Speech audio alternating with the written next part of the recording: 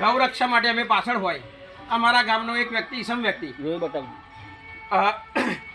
રેલનું બળદ ગાયનું વાછરડું લઈને બૈયલ વેચવા આવતા. પાછળ અમે બાતમી કરતા, પાછળ પીછો કરતા. એ લોકોને જાણ થતા મોમેડીની જગ્યામાં એ લોકોએ ગોતી દીધું હોય. અમે ત્યાં જતા સ્થળ ઉપર તપાસ થતા. હું મારો ભાઈ મારો ભાઈ બીજા મારા ગામના જાનલેવા હુમલો કર્યો. એનું નામ ઇકબાલ મલેક. અને એ લોકોએ કહ્યું અમે મુસલમાનો અમે કરીશું. આ જો અમારા પર હુમલો કરે છે. વિશ્વ હિન્દુ પરિષદ ગુજરાત સરકાર 2 મહિના પહેલા નવરાત્રી દરમિયાન બૈયલમાં આટલી કોમી હિંસા થવા છતાં પણ આ લોકો એમની પોતાનું ધાર્યું જ કરે છે. અને જો આ મારા ભાઈનો મોબાઈલ પણ તોડી નાખે છે. મને પણ જાણથી મારી નાખવાનો હુમલો કરે છે. ખાસ ગુજરાત સરકારને મારી નમ્ર વિનંતી છે કે આ બાબતે કડક પગલાં લેવા નમ્ર વિનંતી.